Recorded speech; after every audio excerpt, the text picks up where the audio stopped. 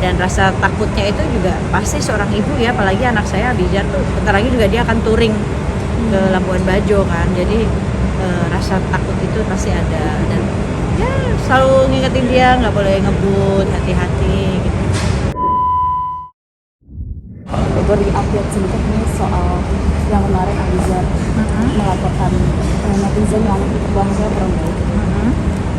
Ya kemarin sih Abizar ngasih info ke saya. Harusnya saya diajak sih untuk ke sana, cuma karena saya ada acara jadi nggak bisa.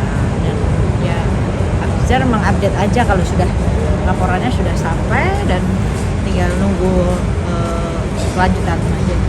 Berarti emang udah konsultasi dulu ya sama Umi terkait untuk mau melaporkan? Iya, konsultasi sama saya gimana nih Mi gitu. Ya udah kita tunggu aja 24 jam dianya datang nggak gitu. Kalau kayak yang pertama itu kan dia datang ya, dia malam itu langsung datang gitu dari Cimahi, dia datang gentle lah gitu. Dia minta maaf, dia tahu kesalahannya. Dan kalau yang ini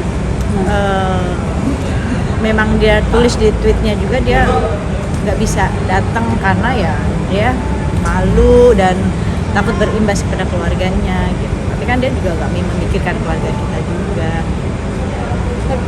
Ya, alasannya tuh berarti karena malu ya, bukan karena emang gak mau minta maaf atau gitu.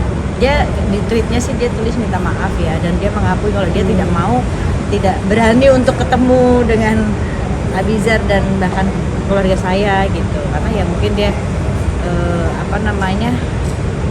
memperhatikan ibunya, takut nanti imbasnya ke ibu dan adiknya. Nah sekarang kan dengan kenapa nggak difikirkan hal itu sebelum menulis gitu kan, karena imbasnya juga kan ke orang banyak gitu.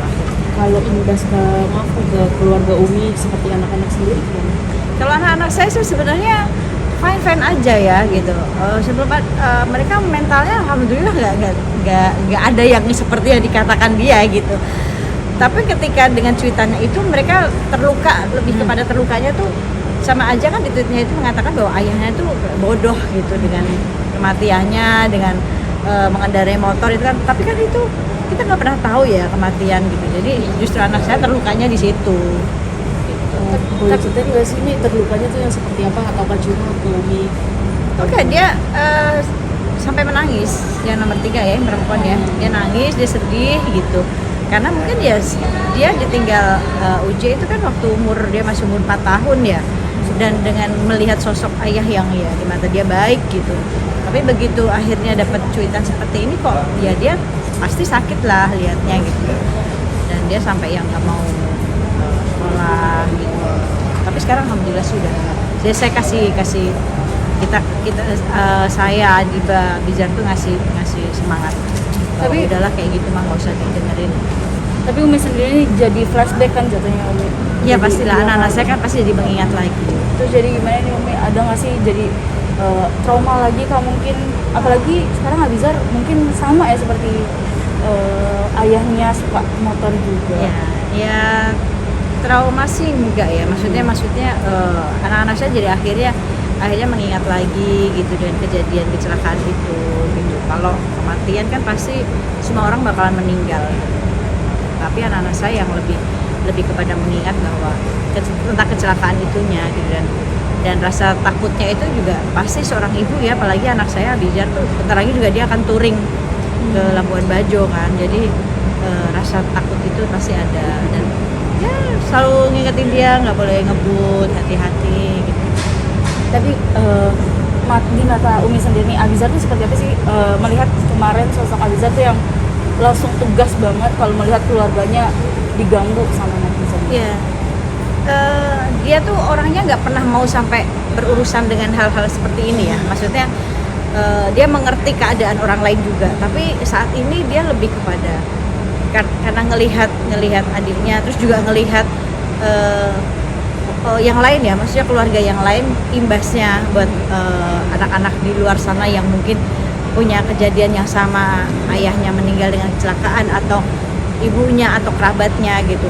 Nah, dia menjadi perwakilan keluarga, dia kayak jadi garda terdepan gitu Abizar tuh gitu.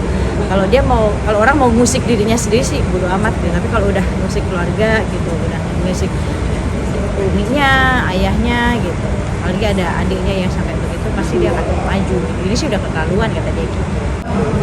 Umi mungkin pengen ngasih efek jerah setelah melaporkan ke polisi atau setelah pengen dipenjara atau pengen ngasih efek jerah? Saya nggak tahu ya, tapi lebih kepada maksudnya gini loh, ya gentle lah ketika semuanya kan ada konsekuensinya. Ketika dia menulis, apakah dia langkah selanjutnya dia tidak memikirkan bagaimana efeknya, dampaknya. Ketika ya kalau orang itu memaafkan, kalau tidak, apakah dia tidak memikirkan hal ke sana gitu. Nah, saya dan anak-anak sudah menunggu sampai 24 jam gitu kan, bahwa kita tunggu deh gitu. Maksudnya saya sebagai seorang ibu juga merasakan bahwa oh dia ini anak loh, dia anak yang broken home, dia anak yang punya masalah dengan keluarganya. Saya sebagai seorang ibu memikirkan ke sana gitu, dia punya ibu, bagaimana nanti, banyaklah yang saya pikirkan. Dan saya bilang sama anak-anak saya sabar dulu gitu, kita tunggu dulu.